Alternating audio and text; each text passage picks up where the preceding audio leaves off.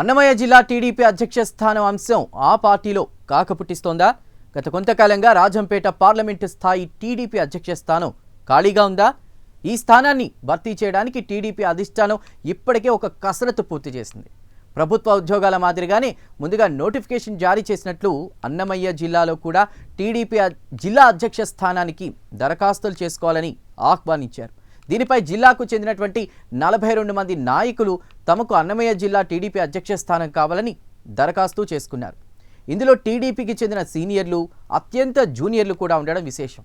ఇంతకీ అన్నమయ్య జిల్లా అధ్యక్షుడి వ్యవహారంలో అధిష్టానం ఎందుకు ఇంత నిర్లక్ష్యం వహిస్తోంది? అక్కడి రాజకీయ సమీకరణాలపై ఓ లుక్కేద్దాం.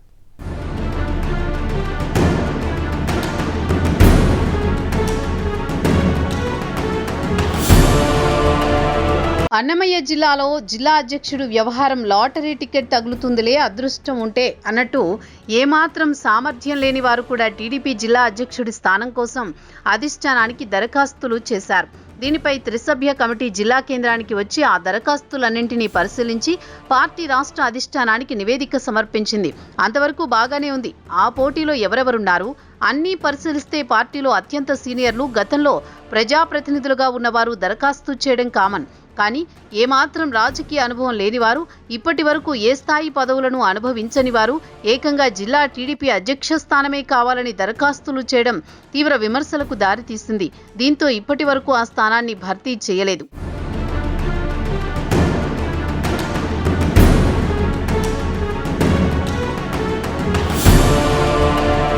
ఈ మధ్య కాలంలో ఎవరికి వారుగా టీడీపీ జిల్లా అధ్యక్ష పోస్టు కోసం పైరవీలను ముమ్మరం చేశారు. అమరావతి, హైదరాబాదు బాటలు పట్టారు. గాడ్ ఫాదర్లను పురమాయించారు. కానీ ఆ పోస్టును అధిష్టానం ఇప్పటి వరకు భర్తీ చేయలేదు. అన్నమయ్య జిల్లా టీడీపీ అధ్యక్ష స్థానంపై అధిష్టానం గట్టి నిర్ణయమే తీసుకుంది. వచ్చిన దరఖాస్తులను పరిశీలించిన త్రిసభ్య కమిటీ జిల్లాలో ప్రధానంగా ఆ పోస్టుకు 2-3 సామాజిక వర్గాలు పోటీ పడుతున్నట్టు గుర్తించింది. ఆ సామాజిక వర్గాల్లో జిల్లా అధ్యక్ష స్థానాన్ని భర్తీ చేయగల నాయకులు ఎవరెవరు అన్న అంశాన్ని పరిగణలోకి తీసుకున్నారు. ఇకంతే ఆ తర్వాత టీడీపీ జిల్లా అధ్యక్ష పోస్టు భర్తీ విషయంలో తగినంత చలనం కనిపించలేదని విమర్శలు ఉన్నాయి. ఈ పరిస్థితుల్లో ఆ పదవి రేసులో ఉన్న పలువురు ఆ నిర్ణయాన్ని అధిష్టానానికి వదిలేసి ఎవరి పనులు వారు చేసుకుంటున్నారు. అంతే తప్ప టీడీపీ అధిష్టానం మాత్రం ఆ పని ఇక ఈ విషయంలో తొందరపడి నిర్ణయాలు తీసుకోలేదని అభిప్రాయాలు కూడా ఉన్నాయి.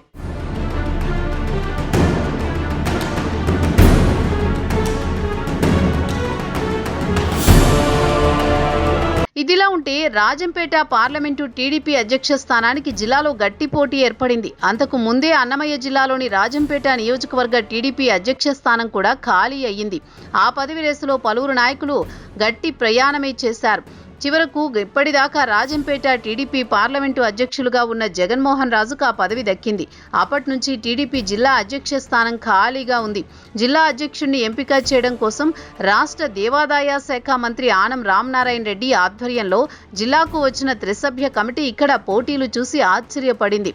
ఈ రేసులో జిల్లాలో టీడీపీ సీనియర్ నేతలైన కస్తూరి విశ్వనాథనాయుడు, మాజీ ఎమ్మెల్సీ బత్యాల చెంగల్రాయలు, రాయచోటికి చెందిన మాజీ ఎమ్మెల్యే సుగవాసి పాలకొండరాయుడు తనయుడు ప్రసాద్ బాబు, మదనపల్లె మాజీ ఎమ్మెల్యే ఇంకా ఇతర నియోజకవర్గాలతో కలిపి మొత్తం 24 మంది బరిలో నిలిచారు. ఈ ప్రక్రియ జరిగి 2 నెలలైనా ఆ చిక్కుముడిని అధిష్టానం తీర్చలేకపోయింది.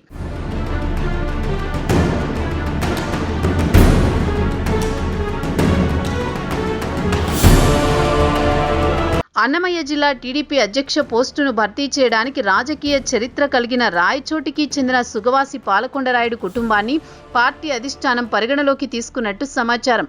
ఆ కుటుంబంలో పాలకొండరాయుడు తర్వాత ఆయన తనయుడు ప్రసాద్ బాబు పార్టీ శ్రేణులను, తన వర్గాన్ని ఏమాత్రం చెక్కు చెదరనీయకుండా దశాబ్ద కాలానికి పైగా కాపాడుకుంటూ వస్తున్నారు.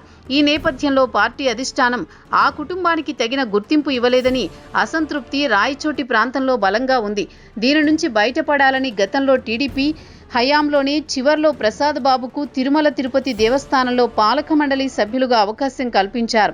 అంతే తప్ప పాలకొండరాయుడు వయోభారంతో కొంత మెత్తబడిన తర్వాత ఆ కుటుంబాన్ని టీడీపీ అధిష్టానం అంతగా పట్టించుకోలేదనే విమర్శలు కూడా ఉన్నాయి. ఇలాంటి నేపథ్యంలో అన్నమయ్య జిల్లా అధ్యక్ష స్థానానికి జిల్లాలో రాజకీయ చరిత్ర ఉన్న ప్రసాద్ బాబుకు అవకాశం ఇస్తే ఆ జిల్లాలోని బలిజ సామాజిక వర్గీయులకు న్యాయం చేసినట్టు అవుతుందని త్రిసభ్య కమిటీ అధిష్టానానికి నివేదిక ఇచ్చినట్టు సమాచారం.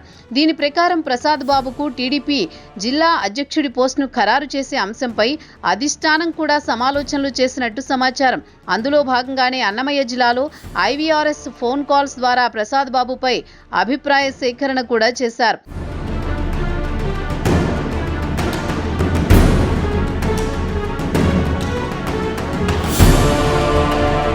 ఇదిలా ఉండగా ప్రసాద్ బాబుకు టీడీపీ జిల్లా అధ్యక్షుడు అవకాశం కల్పిస్తే 2029 ఎన్నికల్లో కూడా రాయచోటి టీడీపీకి కంచుకోటలాగే ఉంటుందని అధిష్టానానికి నివేదికలు కూడా పంపించినట్టు సమాచారం.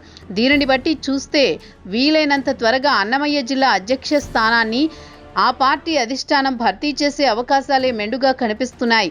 మరి అన్నమయ్య జిల్లా టీడీపీ పగ్గాలు చేపట్టేదెవరు? అధిష్టానం మదిలో ఏముంది? ప్రసాద్ బాబుకు జిల్లా బాధ్యతలు అప్పగిస్తారా లేక మరొకరికి జిల్లా అధ్యక్షుడిగా నియమిస్తారో వేచి చూడాలి.